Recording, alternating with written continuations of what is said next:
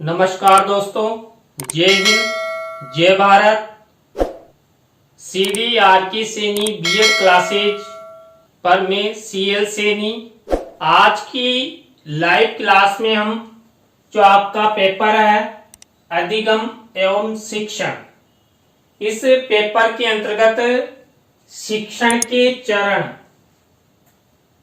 की शिक्षण के कौन कौन से चरण यानी सोपान होते हैं जिसके माध्यम से एक शिक्षक कक्ष में छात्र छात्राओं को शिक्षण करवाता है और उस शिक्षण की सफलता हेतु उन चरणों में क्या क्या ऐसे कार्य करता है जिसके द्वारा छात्रों को अच्छा अधिगम हो और उस अधिगम के द्वारा छात्र छात्रा ज्ञान प्राप्त करें और वो ज्ञान छात्र छात्राओं हेतु उनके फ्यूचर के लिए बहुत ही लाभदायक हो।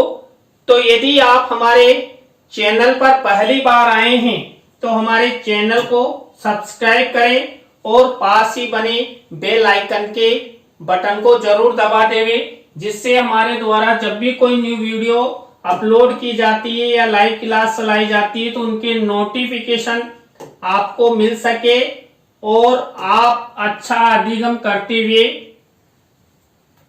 आप परीक्षा की अच्छी तैयारी कर सको। देखिए, जो शिक्षण होता है ये शिक्षण एक जटिल और कठिन कार्य होता है, बिल्कुल, क्योंकि जो शिक्षण एक शिक्षक द्वारा करवाया जाता है, इस शिक्षण कार्य में शिक्षक को अनेक परेशानियों का, अनेक कठिनाइयों का सामना करना पड़ता है। क्योंकि बालक अबोध होते हैं, खाली कागज के समान होते हैं और एक शिक्षक अनेक तरीकों का प्रयोग करते हुए अनेक प्रयासों का यूज उसके द्वारा किया जाता है, जिनमें जो छात्र अबोध होते हैं, खाली कागज के समान होते हैं, उनको वो अधिगम करवाता है और अधिगम करवाता हुआ उनके जीवन को सफलता की ओर ले जाता है। शिक्षण कार्य को करने के लिए व्यवस्थित योजना की आवश्यकता है। देखिए, जो शिक्षण एक शिक्षक द्वारा करवाया जाता है, इस शिक्षण में एक विशेष योजना की आवश्यकता होती है। बिना योजना के यदि शिक्षण करवाया जाता है तो वो शिक्षण सफल नहीं होता है। शिक्षण करवाने से पूर्व और बाद में भी एक शिक्षक को अनेक कार्यों को करना होता है, जिनके माध्यम से छात्र छात्राओं को अच्छा अधिगम होता है। तो यहाँ पर जो शिक्षण होता है, इस शिक्षण में एक कार्य योजना का होना आवश्यक है। देखिए, आप चाहे विद्यालय भी जाते हैं तो विद्यालय भी समय विभाग चक्र के अनुसार चलता है और समय विभाग चक्र के अनुसार आप प्रतिदिन अनेक विषयों का, अनेक पाठ्य सहगामी क्रियाओं के माध्यम से विद्यालयों में आप अधिगम करते हैं। तो सब ये योजना के अनुसार होता है। बिना योजना के तो आप जीवन में कुछ नहीं कर सकते। इसलिए हमें अपने जीवन में शिक्षण ही नहीं, चाहे कोई सा भी कार्य कर रहे हैं, एक योजना बनानी चाहिए, जिससे वह कार्य एक सुचारू रूप से सही तरीके से सही दिशा में जाए और वो जरूर सफल हो। देखिए, यदि आप योजना के अनुसार कार्य नहीं करते हैं तो वो कार्य सफल नहीं हो सकता। तो यहाँ पर शिक्षण कार्य करने हेतु योजना का होना आवश्यक है। शिक्षण को अलग अलग चरणों यानी कि सोपानों में करना होता है, यानी कि शिक्षण के कुछ सोपान होते हैं, कुछ चरण होते हैं, जिनके माध्यम से एक शिक्षक स्टेप बाय स्टेप छात्रों को अधिगम करवाता है। शिक्षण से पहले भी और शिक्षण के बाद तक भी शिक्षक को अनेक बातों का ध्यान रखना होता है। तो यहाँ पर जो शिक्षण प्रक्रिया होती है, इस शिक्षण प्रक्रिया को तैयार करने वाले विभिन्न चरणों को शिक्षण के चरण कहा जाता है, शिक्षण के सोपान कहा जाता है। क्योंकि शिक्षण एक चरणों के द्वारा ही चलता है और तभी वो अपने उद्देश्यों को पूरा कर सकता है। तो यहाँ पर जो शिक्षण होता है, इस शिक्षण के प्रत्येक चरण में जो कुछ तरीके भी संचालित करने होते, बिना तरीके के शिक्षण सफल नहीं हो सकता। क्यों? क्योंकि जब शिक्षक ये शिक्षण के चरणों का प्रयोग करता है तो अनेक शिक्षण सूत्रों का प्रयोग करता है, शिक्षण सिद्धांतों का प्रयोग करता है, अनेक शिक्षण विधियों का प्रयोग करते हुए छात्र छात्राओं हेतु श्रव्य दृश्य साधनों का प्रयोग करता है, जिनके माध्यम से छात्र अच्छा अधिगम करते हैं और शिक्षक का शिक्षण भी उद्देश्य पूर्ण होता हुआ सफलता की ओर जाता है। जो शिक्षण प्रक्रिया होती है, इस शिक्षण प्रक्रिया को 3 चरणों 3 सोपानों में विभाजित किया गया है। देखिए, ये तीनों में पहला चरण है शिक्षण के नियत चरण, जिसे हम योजना चरण के नाम से जानते हैं। इसी तरह दूसरा शिक्षण का चरण है शिक्षण का अंतर सक्रिय चरण, जिसे कार्यान्वयन चरण के नाम से जानते हैं। और 3rd नंबर का चरण है शिक्षण के बाद सक्रिय चरण, जिसको हम मूल्यांकन चरण के नाम से जानते हैं। अब ये जो तीनों शिक्षण के चरण है, सोपान है, इनका एक एक करके हम आपसे चर्चा करते हैं। तो देखिए, आप सब क्लास को स्वाइप नहीं करें, पूरा देखिए, तभी आपको ये शिक्षण के चरण समझ में आएंगे। तो हमारा पहला चरण था शिक्षण के नियत चरण, जिसे हम योजना चरण के नाम से जानते हैं। देखिए, यह चरण एक पाठ की योजना को संदर्भित करता है। यहाँ पर जो योजना चरण है, ये योजना चरण शिक्षक के लिए बहुत ही महत्वपूर्ण होता है। शिक्षक शिक्षण से पूर्व एक योजना क्रियान्वित करता है। जैसे आप सब जानते हैं कि कक्ष में अध्ययन अध्यापन से पूर्व एक शिक्षक क्या करता है, एक योजना बनाता है, लेसन प्लान बनाता है। उस लेसन प्लान के अनुसार ही जो छात्र छात्रा होते हैं, उन छात्र छात्राओं को शिक्षण करवाता है। इस चरण में उन सभी गतिविधियों को शामिल किया जाता है जो एक शिक्षक कक्ष शिक्षण से पहले या कक्ष में प्रवेश करने से पहले करते हैं। देखिए, जो योजना चरण होता है, इस योजना चरण में मैंने आपको बताया कि कक्ष में प्रवेश लेने से पहले या छात्र छात्राओं को शिक्षण करवाने से पहले एक शिक्षक लेसन प्लान का निर्माण करता है। अब आप सब जानते हैं कि लेसन प्लान में क्या क्या किया जाता है। लेसन प्लान में जो विषय एक शिक्षक द्वारा शिक्षण करवाया जाएगा, उस प्रकरण पर आधारित लेसन प्लान बनाया जाएगा। उस लेसन प्लान से संबंधित जो भी श्रव्य दृश्य साधन है, उनका निर्माण शिक्षक के द्वारा किया जाएगा। शिक्षक द्वारा दृश्य श्रव्य साधनों का निर्माण इसलिए किया जाता है क्योंकि छात्र छात्रा चित्र, जो मॉडल, जो प्रतिकृतियां हैं, उनको देखकर अधिगम शीघ्र करते हैं और जो पाठ होता है, जो प्रकरण होता है, उस प्रकरण को पढ़ने के प्रति भी रुचि लेते हैं। तो यहाँ पर जो शिक्षण के नियत चरण हैं, इन नियत चरणों में शिक्षक एक योजना बनाता हुआ कक्षा में प्रवेश करने से पहले एक योजना तैयार करता है।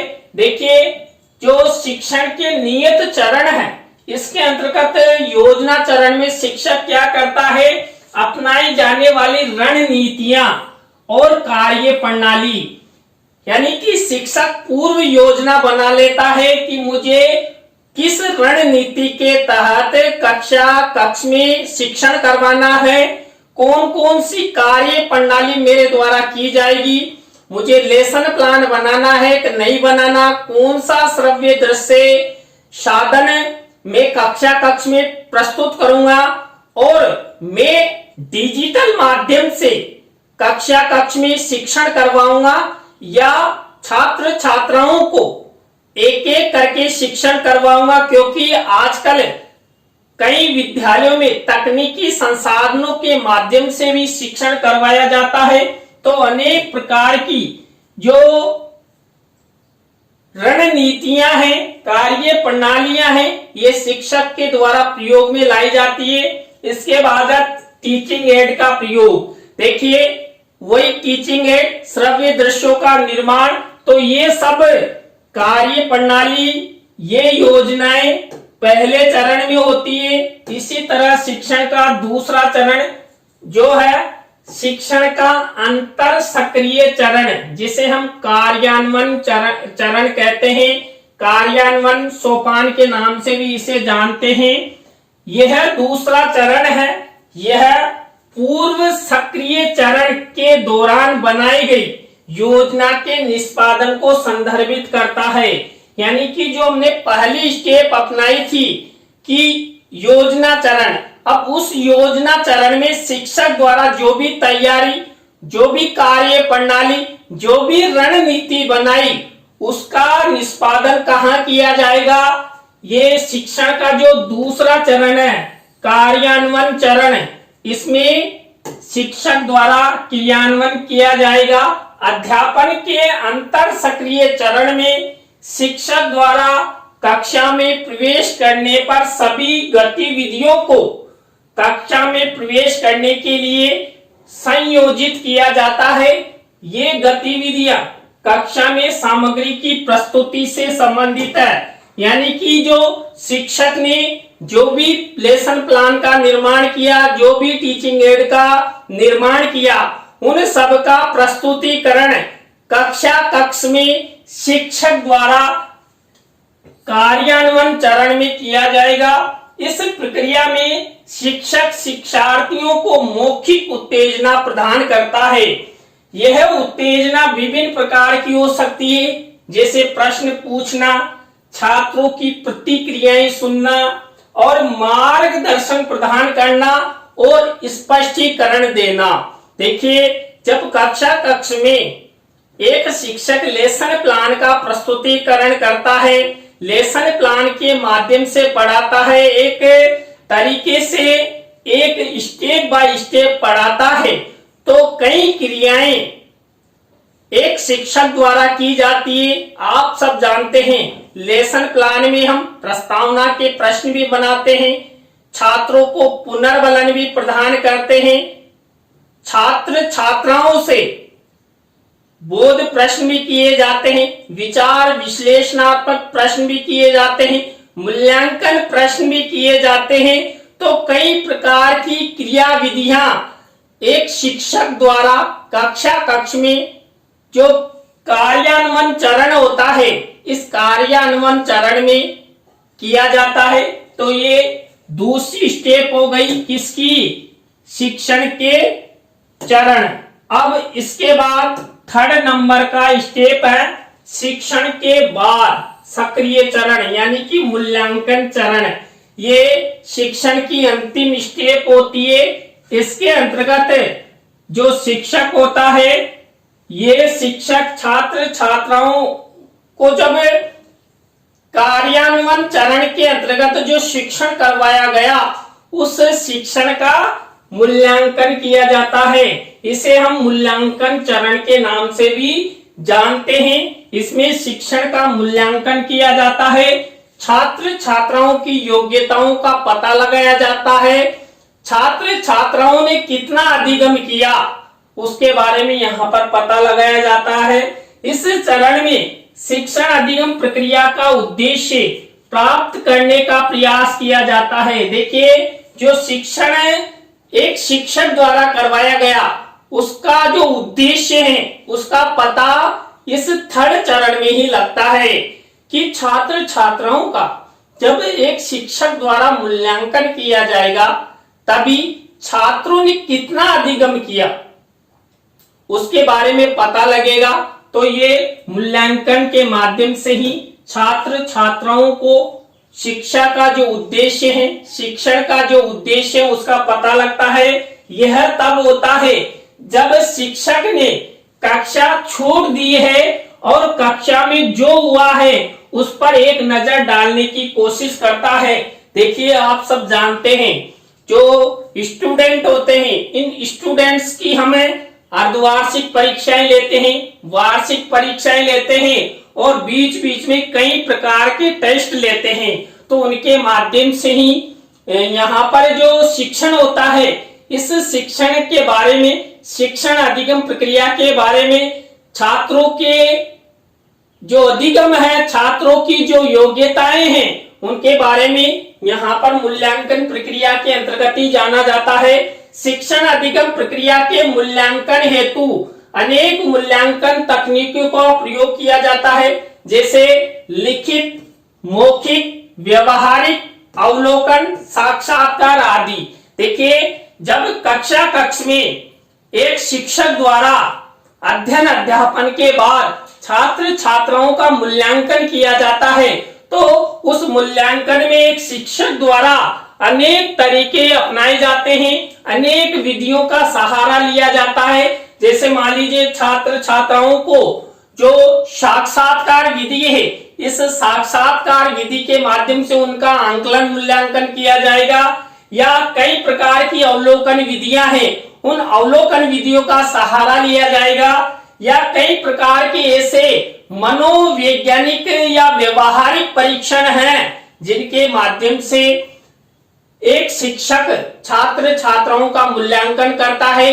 और देखिए, जो ये सब विधियां हैं, ये तरीके हैं, ये सब लिखित और मौखिक रूप में होते हैं। लिखित और मौखिक रूप में छात्र छात्राओं का मूल्यांकन किया जाता है। आपने देखा होगा जब कक्षा 1 में या कक्षा 2 में छात्र होते हैं तो उस समय छात्र छात्राओं का अधिक मौखिक मूल्यांकन लिया जाता है। जो ही छात्र छात्रा का जो स्तर है वो उच्च होता जाता है तो लिखित रूप में छात्र छात्राओं का मूल्यांकन लिया जाता है। जैसे मान लीजिए आप बीएड कर रहे हैं, बीएसटीसी कर रहे हैं या डीएड कर रहे हैं, तो आपके भी सैद्धांतिक और प्रायोगिक यानी कि लिखित और मौखिक कई प्रकार के जो मूल्यांकन संबंधी कार्य होते हैं वो किए जाते हैं। तो यहाँ पर भी छात्र छात्राओं के मूल्यांकन हेतु अनेक तरीके, अनेक योजनाएं बनाई जाती है और छात्र छात्राओं के अधिगम के बारे में पता लगाया जाता है। तो देखिए, आज की क्लास में जो आपका पेपर है अधिगम एवं शिक्षण, इस पेपर के अंतर्गत शिक्षण के चरण यानी कि सोपानों के बारे में आपको बताया। आज की क्लास आपको कैसी लगी कमेंट्स में हमें जरूर बताएं। अच्छी लगी हो तो लाइक करें, कमेंट्स करें और शेयर जरूर करें दोस्तों। इसी तरह नए टॉपिक के साथ हम आपसे फिर मिलेंगे CDRK Saini B Ed classes YouTube channel पर। जय हिंद, जय भारत, राम राम।